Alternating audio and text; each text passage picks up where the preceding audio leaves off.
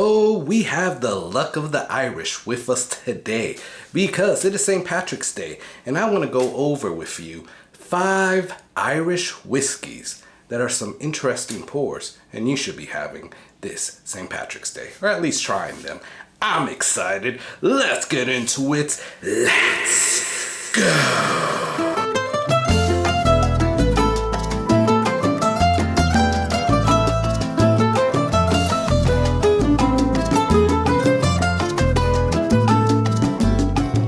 Hey, what's going on, guys? My name is Carlos. Thank you for joining me. Boom, boom. With the luck of the Irish. I don't know where that came from, but it felt good. So if it came out sounding weird, yeah, you guys know I'm weird anyway. So thank you guys for stopping in, checking out the video, and checking out the channel. You are here on the Whiskey Corner. I truly appreciate you being on the other side of that screen.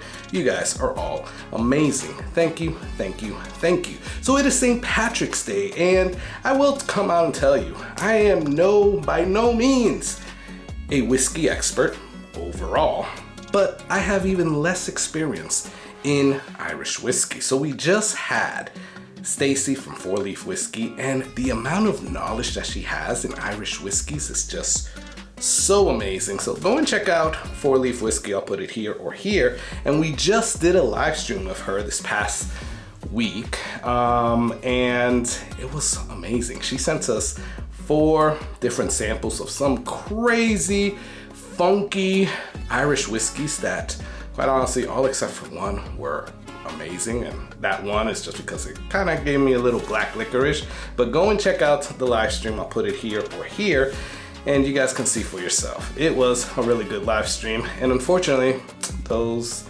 weren't available here in the US, so hopefully they become available soon. But I wanted to go over some interesting pours that I have here in my bar. Again, I am no Irish whiskey expert, and these are ones that I have here in my house in the Whiskey Corner. So if somebody were to come over on St. Patrick's Day and tell me, Carlos, I want to have an interesting pour with you of Irish whiskeys, and let's celebrate some St. Patrick's Day. Well, these are the 5 that I would pull out and show them and drink with them. So comment below, let me know what are some interesting Irish whiskey pours that you have and currently own. Put it below in the comments, and love talking back and forth with you guys. So let's start off with the first one that I'm actually drinking here. So I want to give you a little St. Patrick's Day cheers. So cheers.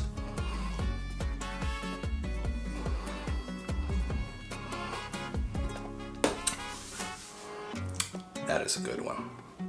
That is great. And that's probably going to be the last one that I talk about. But let's start this out with one that I actually physically don't have, but I do because a great person, Keith, thank you so much, Keith P, was able to pick this up for me at a great price, and I will eventually get it. So I could put it on this list, you know, it's a little loopholes, and we can put it on this list because technically I do own it. Yeah. So that is awesome. Thank you again, Keith. And I have to talk about Natterjack. Put it here. Now, Natterjack is a really great Irish whiskey. I think it goes full level 4 char, and then it's matured in ex-bourbon barrel. So now you know that's a little bit different because I don't know what level chars all the other Irish whiskeys are, but it's usually over 120 proof or right at 120 proof, and it tastes really freaking good, guys. Maybe it's the bourbon guy in me that likes this, but I really like it. And quite honestly, I've tasted both the regular Natterjack and the Natterjack cask strength. Yeah, the Natterjack, it's all right, but I wouldn't buy a bottle.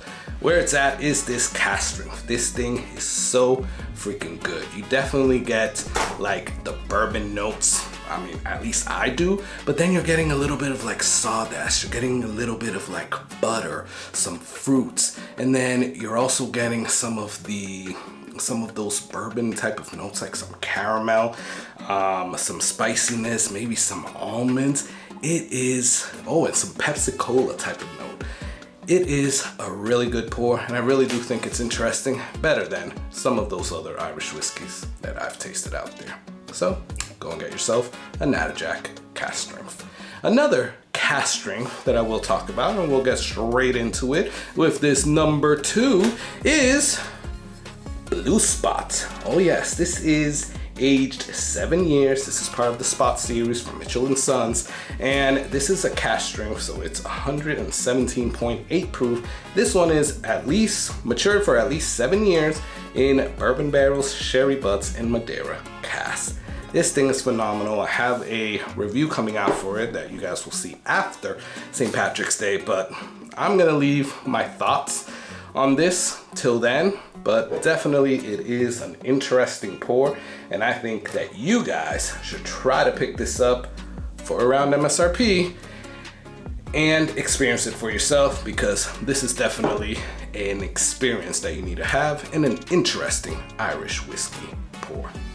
Next one I'm gonna talk about is one that is kind of becoming available here, but I mean kind of, because this one in particular is a Traveler's exclusive. So on that live stream, somebody won, one lucky person won one of these bottles. This is a Traveler's exclusive Jameson triple. Now, yes, this takes it back down to like the 80%, so it really isn't that like potent, but it tastes so very good. If you guys are traveling and you can get this, like traveling overseas, yeah, I would definitely pick one of these up. 1 liter, it's like, I don't know, 40, it's under 50 bucks, but it's 1 liter and it tastes so good. Now they did release a triple here in the States.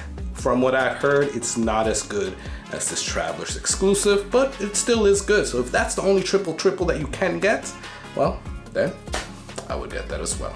So there you go, that's an interesting pour. Talking about interesting pours, this is probably a little bit on the more interesting side just because of their marketing, right? Now, you know that Irish whiskeys, they do have a lot of like ex-bourbon cask finish, but there's one whiskey that actually puts it on the label. This is Irish plus bourbon from Keeper's Heart. Now, what it says here is that they do the techniques of blending Irish whiskey with American styles and techniques. It intertwines the sweet taste of bourbon with the freshly charred virgin oak pear with a single Irish pot still whiskey. Butterscotch sweetness from the Irish grain, and then those bourbon notes. This is 92 proof, so it's higher than that 80 proofer that you usually get on Irish whiskeys, but not as, you know, proofy as the cask strengths, but it is still a good and interesting pour, and I believe this is around $50 or less, so definitely pick yourself one of these up. Now, Keeper's Heart does make some other ones, but I definitely recommend this one. Last one on the list is the one that I'm drinking here, so cheers.